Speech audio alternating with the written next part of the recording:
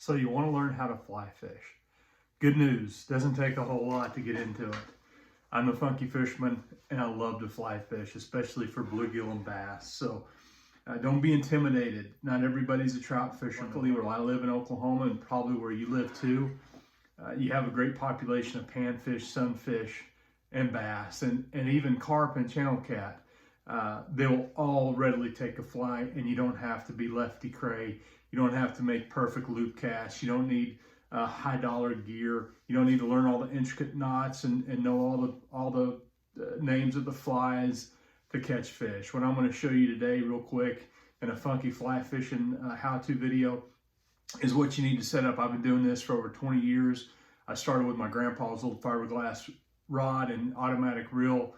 I still got the first fly rod I bought. I'll show you that today. So let's get started. Titties! Boom! Boom! Boom!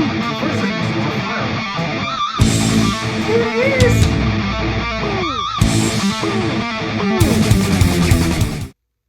So the first thing you'll need is a fly rod. Now I've got some here I'll show you. This is a moonshine rod with a 0 reel. Again, you don't need anything, and this isn't a top of the line or a high dollar rig by any means, but this is a 4-weight. You want to stick with a 4-weight or 5-weight. I've got a reel here. It's a $20 White River reel. You can go to Bass Pro or Cabela's, go to their fly shop and tell them, hey, I want a panfish set up. All your reel does is hold line. That's it. They could set you up. There's outfits now that are already rigged up. You don't need to spend a whole lot of money on this stuff.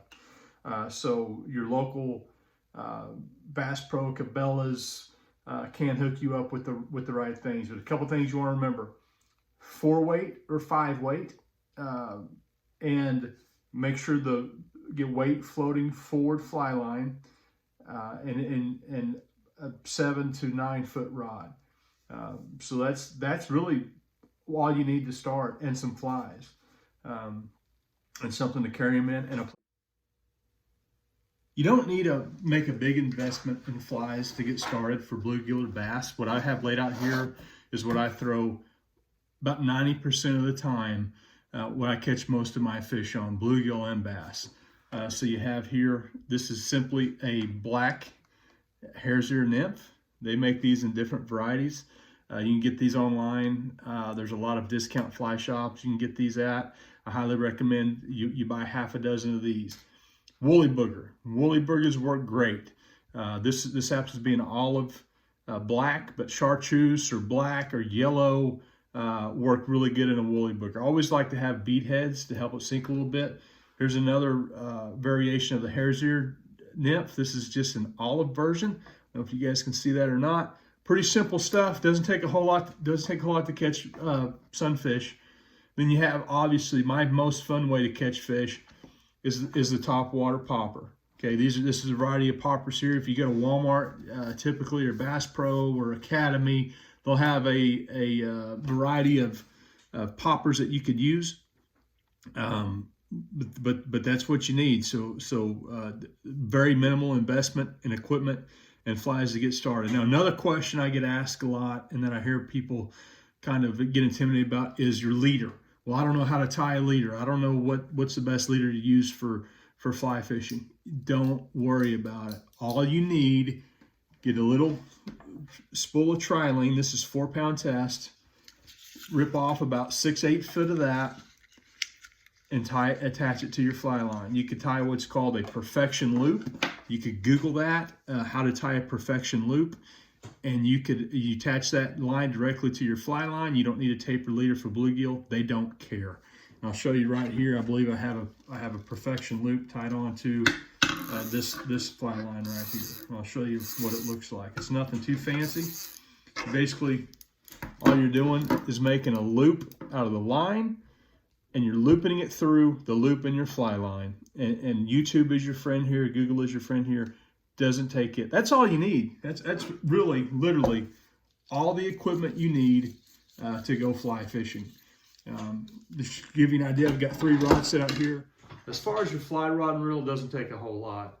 As you progress in your journey to catch giant bluegill and bass on a fly rod, you obviously can upgrade your equipment, but it really doesn't matter. This is an old Pflueger Presidential or Purist fly rod that I bought at Academy Sports in the late 90s, and a little $50 reel again, and you can go up from there.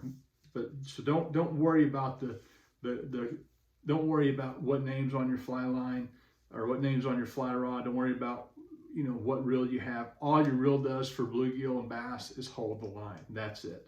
So don't worry. Don't let that be a barrier of entry for you. One thing I do recommend you invest in when you start fly fishing is a good hard case rod protector. These fly rods break down into 3 or 4 sections. And here's a section from a 2-piece, but they're very flimsy. They're very delicate. I've never broke one, knock on wood, but I'll always keep them in a hard case. You can get these at Bass Pro. A lot of times when you buy your rod or reel, it will come with a tube. This case I bought at Bass Pro for probably 15 bucks, 20 bucks. It's got the real case in it too. So highly recommend you get one of those. Really, that's it. That's your basics to get into catching bluegill on a fly. You don't need a whole huge fly assortment. Get a couple beadhead hares or nymphs, a couple of bluegill poppers. Alex Betts makes a great one. Another great resource, brembugs.com, BREAMBUGS.com. They sell a huge variety of bluegill flies, bluegill poppers, bass flies, bass poppers. And if you're on Facebook, check out my friends over at Panfish on the Fly. They have a great Facebook group. If you have any questions, that's a great resource for you there too. So what's holding you back? You can literally go out right now, it's May, to any local pond, river, or lake, get in the protected shallows and catch bluegill after bluegill after bluegill. Bluegill after bluegill after bluegill. And I promise you one thing, they're going to fight hard on a 4-weight or a 5-weight, and you don't have to be the world's best fly caster to catch them. They don't care.